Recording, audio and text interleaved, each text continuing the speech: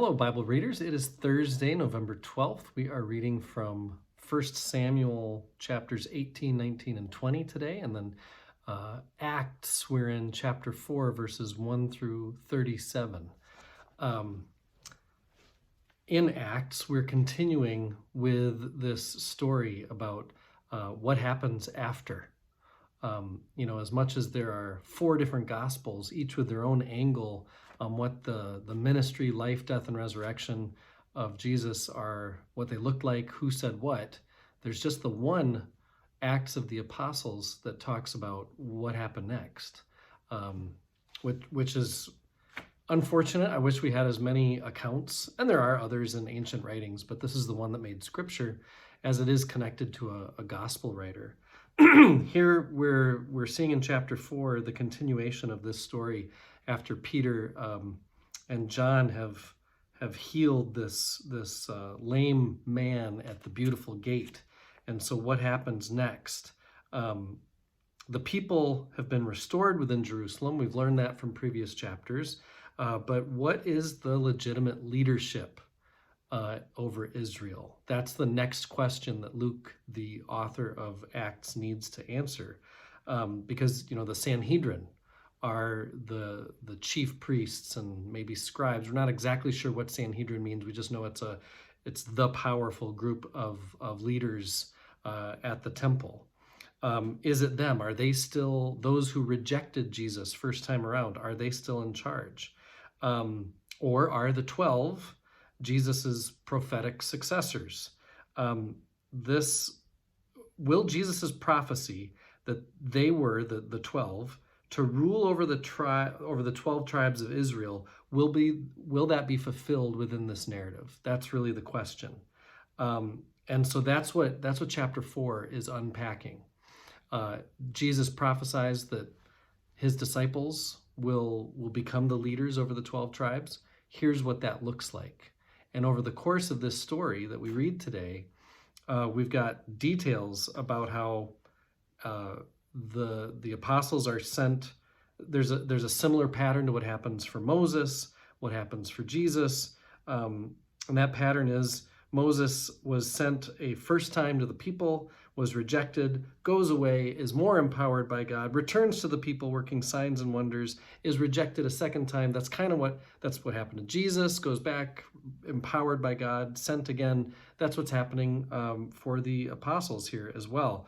That pattern really shows how that question is being answered. Will the Sanhedrin and chief priests and such still remain in leadership or not? And by the end of this story, we see that they are not able to carry out any kind of punishment against Peter and John, and that actually Barnabas, the people, are in great part represented by Barnabas, who lays down these gifts at the feet of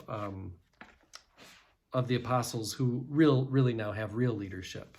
And so that's what this chapter is about, a big transition of power, much like our 1 Samuel section that we're in, chapters 18, 19, and 20. This is all about Saul going crazy, basically, as he senses, he now knows that he is to lose power, and he doesn't like it.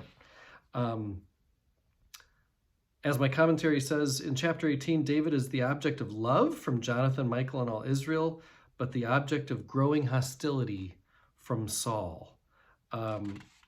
This is the story of a fall, really. Saul is going to lose it.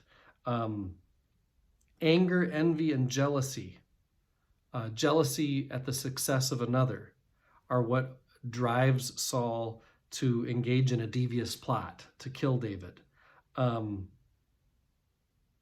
the episodes of this chapter make clear is that evil and tragedy grow first from the small seeds of ordinary acts born of our own worst impulses. We can't blame God for these acts, nor could Saul, but God's judgment will not be absent.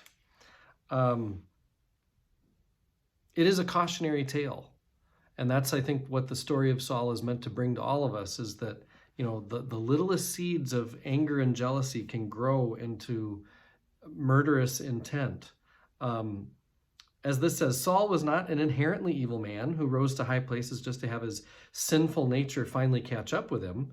He had his flaws, but until 18:8, verse 8, he seemed basically a good man who intended well. Saul was rejected by God as king. He was not rejected as a human. And he, like his son Jonathan, could have allowed the throne to pass to David, a man he once loved. And that's the other thing we see then. Not only is Saul a cautionary tale, but John and Michal are they are examples of what can happen. Their courageous speech and deeds form a counterpart to Saul's descent into madness and murder. Their disregard for self-interest is a total contrast to Saul's obsession with his own self-standing. The last thing I'd name is that Jonathan and David, they're a great example if we want a theology of friendship. You know, friendship isn't always something that we get to speak much of from Scripture, but here it is. I am one with my God. My God is with us, all of us, at all times and in all places.